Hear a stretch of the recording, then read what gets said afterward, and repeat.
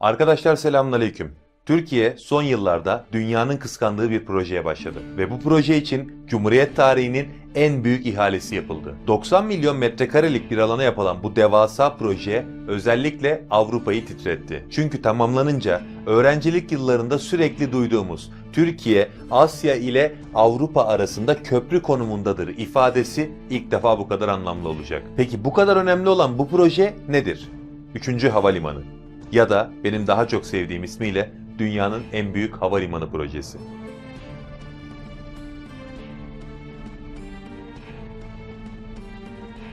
...2013 yılında Cumhuriyet tarihinin en büyük ihalesi yapıldı. İhalenin şartları devlet açısından oldukça başarılıydı. Öncelikle kazanan firma havalimanını inşa edecek. 10 milyar euronun üzerinde yatırım yapacak. İnşaatın tamamlanmasından sonra ise 22 milyar 152 milyon euro artı KDV'lik bir bedeli devlete eşit taksitler halinde kira bedeli olarak ödeyecek ve 20 yıl dolduktan sonra havalimanını devlete teslim edecek. Yani ihaleye hangi açıdan bakarsanız bakın devlet için çok karlı oldu.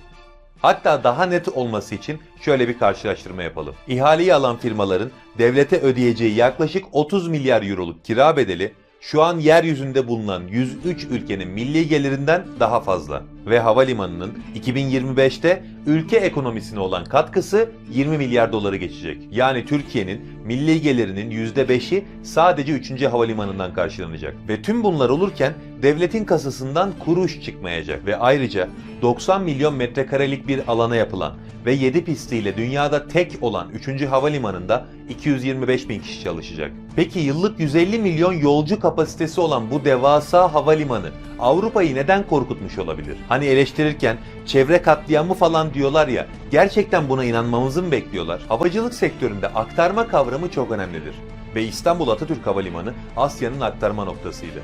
İşte bu projeyle Avrupa'nın büyük havalimanlarının aktarma yolcularının birçoğunu da biz alıyoruz. Yani korkunun kaynağı bu. Ayrıca şu an dünya hava yolu şirketleri arasındaki en ciddi kapışma Türk Hava Yolları ile Lufthansa Hava Yolları arasında yaşanıyor. Dünyanın en büyüğü bu ikisi. Türk Hava Yolları bu rekabeti çoktan kazandı ama yeni havalimanı projesiyle arayı bir daha kapanmayacak şekilde açacak. Çünkü Lufthansa'yı ayakta tutan yılda 100 milyonu bulan aktarma yolcuları ki yeni havalimanıyla bunu Türk Hava Yolları'na kaptıracak. Yani Avrupa havalimanları ve dolayısıyla Avrupa Hava Yolu şirketleri günden güne zayıflayacak. İşte bütün korku bu. Çünkü havayolu sektörü artık devletlerin ekonomilerine çok ciddi katkılar sağlıyor ve pazar günden güne büyüyor. Birkaç örnek verelim. Avrupa aktarma merkezlerinin en büyüğü Frankfurt. En çok etkilenecek yer burası. İşte bu yüzden Frankfurt Havalimanı işletmecisi Fraport'un yönetim kurulu üyesi Peter Schmitz, 3. havalimanının kendileri için çok büyük bir sınav olacağını söyledi. Çünkü Frankfurt'un yıllık yolcu kapasitesi 70 milyon.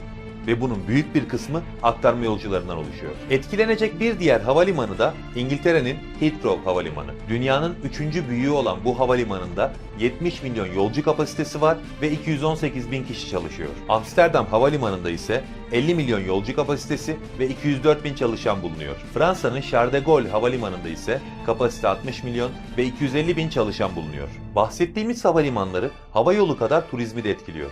Çünkü aktarma yolcularının bir kısmı aktarma biletini kendi biletinden günler sonrasında alarak havalimanının bulunduğu şehirde vakit geçiriyor. Yani para harcıyor. Bu yüzden Avrupa havalimanlarından sadece yolcu değil, turist de alıyoruz. Bu durum onları daha fazla tedirgin ediyor. Bu tedirginlikle yalan haberlere ve iftiralara başvuruyorlar. Çevre katliamından tutun da havalimanı inşaatında yüzlerce işçinin öldüğü fakat saklandığı gibi onlarca yalan haberle yatırımı yıpratmaya çalıştılar.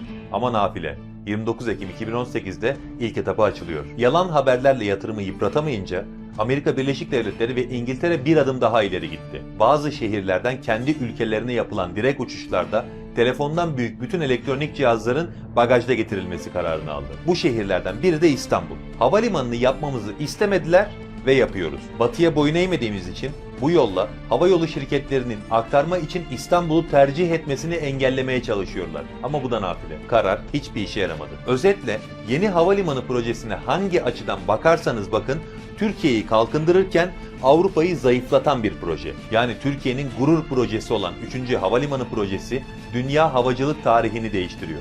Bu yüzden bu projeyi o veya bu sebeple eleştiren herkes bilerek ya da bilmeyerek yurt dışında oluşturulan yalan haberlere hizmet etmiş oluyor. Bunu önlemenin yolu da doğru bilgileri insanlara ulaştırmak. O yüzden bu videonun altında yorumlarda arkadaşlarınızı etiketleyerek, videoyu beğenip paylaşarak çalışmamızın daha fazla insana ulaşmasına yardım etmeyi unutmayın. Bu ülke dünyanın en büyük projelerine imza atarak dünyanın çekim merkezi olmaya devam edecektir. Bize düşen tek bir şey var: yapılanlara sahip çıkmak.